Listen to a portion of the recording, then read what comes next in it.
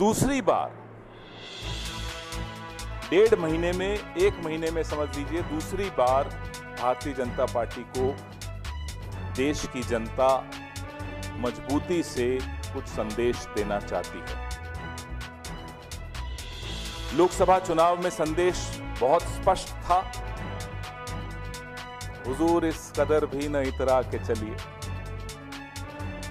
अब 1 महीना हो गया, लोगों ने देखा रवैया में कोई फर्क नहीं है, अभी भी वही ऐंठ, वही घमंड, वही अहंकार।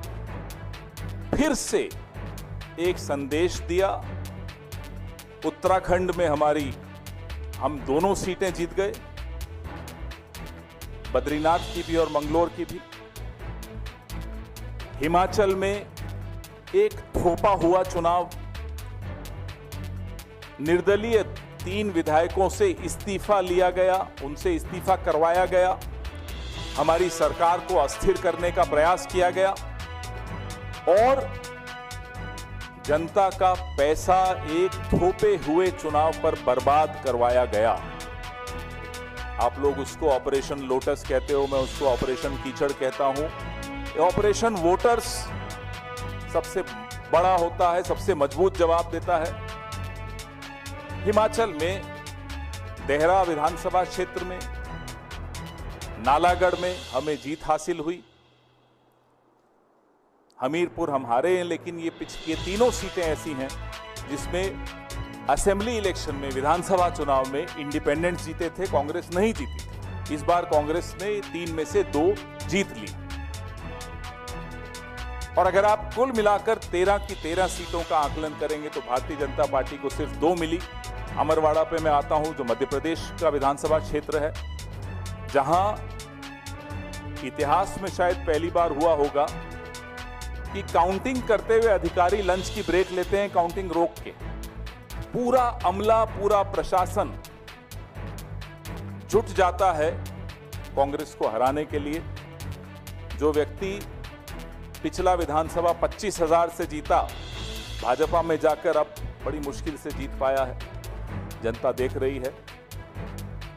इन तमाम विधानसभा क्षेत्रों के वोटर्स का हम कांग्रेस पार्टी की तरफ से हार्दिक धन्यवाद देते हैं उन्हें कि उन्होंने सबक सिखाया उन लोगों को जो षड्यंत्र कर रहे थे संविधान को कमजोर करने का, संविधान को बदलने का, और चुनी हुई सरकारों को अस्थिर करने का जो षड्यंत्र रच रहे थे, उनको एक करारा जवाब आज जनता ने दिया है। सबसे पहले उनका धन्यवाद।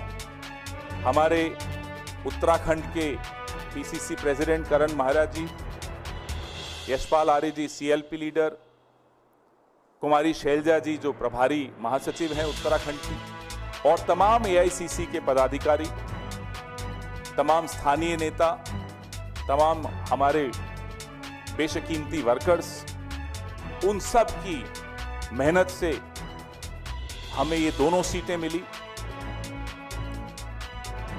हिमाचल में पीसीसी प्रेसिडेंट प्रतिभा जी,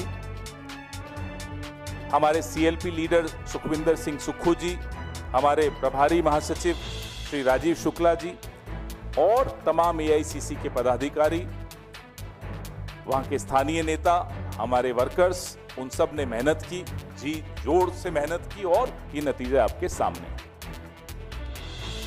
एक के बाद एक आप देख रहे हैं कि कैसे भारतीय जनता पार्टी की राजनीति को लोग ठुकरा रहे हैं, लोग उसको अस्वीकार कर रहे हैं, क्योंकि उस राजनीति में जवाबदेही का स्थान नहीं है, लोकतांत्रिक प्रक्रियाओं के प्रति सम्मान नहीं है, और लोगों के हकों और लोगों के सवालों का जवाब देने की ये जरूरी नहीं समझते, प्रधानमंत्री की आवश्यक नहीं समझते।